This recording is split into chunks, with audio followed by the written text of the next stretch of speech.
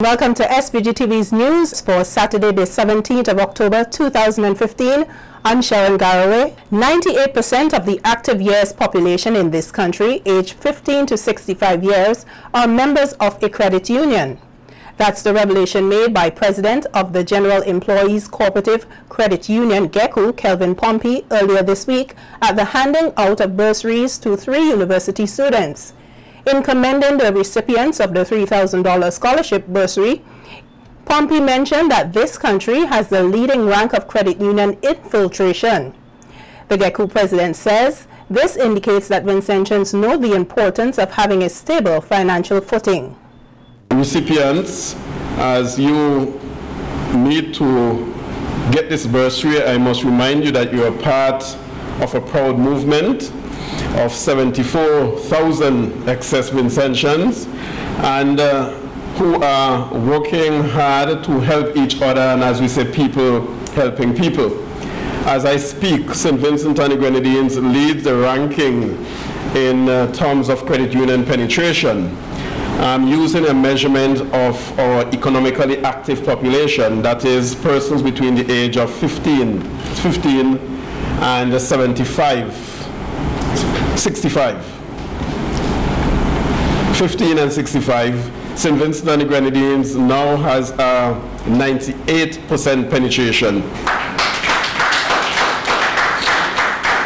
Effectively, 98% of our economically active population belongs to members of one credit union or the other, and that is something for us to celebrate.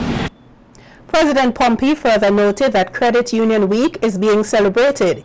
He outlined some of the programs by which GECU continually gives back, particularly in the area of education, where close to $2 million have been awarded to CPEA students. GECU's student loan program also allows members to access funding to pursue their tertiary education at university abroad. Also, our Learn While You're On program caters to students pursuing tertiary education but who wish to remain in St. Vincent and the Grenadines for one reason or the other. And also, in an effort to augment and facilitate that program, we also have our computers and laptop and I hate now iPhone and cell phone and every electronic device that you can think of that you need to help in your learning process. We also have a new and improved loan program that offers easy access for funding of these. GECU has also been investing significantly over the years in improving levels of financial literacy among our school population and among members of the credit union movement. The Ministry of Health, Wellness and the Environment, in collaboration with the Pan American Health Organization, will convene 2 workshops next week. The first workshop will be held on Monday, 19th October 2015 at French's House from 8 a.m. to 4 p.m. under the theme, Prevention and Management of Diabetic Foot Complications. During this workshop, 22 community health aides and 2 nursing assistants will be trained in screening techniques which will help them identify persons at high risk for diabetic foot ulcerations, and the participants will also learn about effective strategies that can be employed in their daily duties to help. This is also in an effort to prevent ulcers and subsequent amputations in SVG. On the heels of World Food Day yesterday, Friday, October 16th, Agricultural Officer Leroy Jackson is advising teachers and students to support the government and the Ministry of Agriculture to eradicate hunger and malnourishment here in SVG.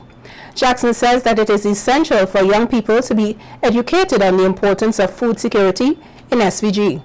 Support the program of the Ministry of Agriculture and at the same time to see what they can do at their school to overcome the problem of food unavailability, which they can become useful if they put these initiatives in place, and that they can support the program of World Food Day for now and the years to come. So primarily we'll be addressing rural poverty, we'll be addressing the issue of problems of agriculture, we will be addressing issues relative to social institutions, and how best they can overcome to prepare our population to better overcome the risks and shocks of rural poverty. Pan musician Rodney Small earlier this week hosted an arts symposium as a launching pad for a nationwide tour in an effort to empower this country's youth.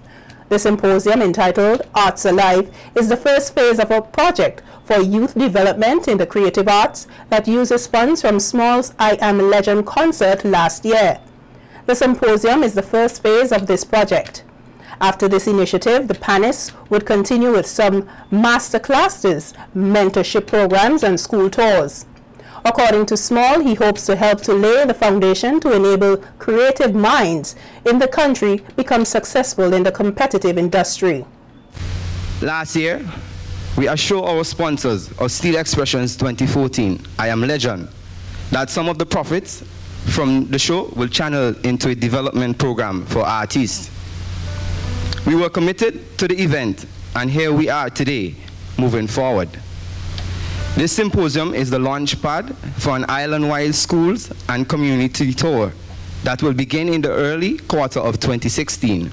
The program is a collaboration between RS Production and MIJE Personal Development and Advertising Agency, ably assisted by a team of major players on the entertainment landscape.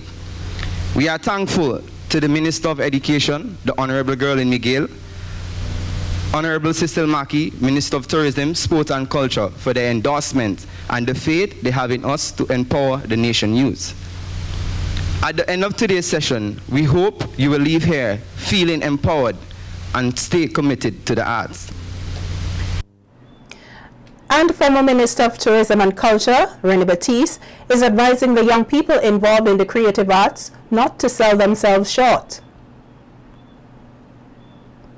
In her address to individuals present at the symposium, Batiste urged the youths to work on their jobs to develop the arts in St. Vincent and the Grenadines and to take things to another level so that this country can be proud of them.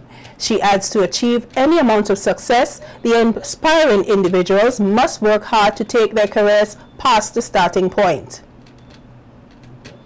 Then you wonder how come you're not getting jobs. There's a reason for it. You didn't manage your reputation. Don't undersell yourself, but produce with positivity. Make the money makers like you. Culture breathes, the arts lives. You are the future of our cultural fabric. Mr. Small's generation and Mr. Frederick's generation, Mr. Barnwell's generation, and Mr. General Delpech's generation is asked and tasked to work with you in creating this new music to impact positively on our culture and our country.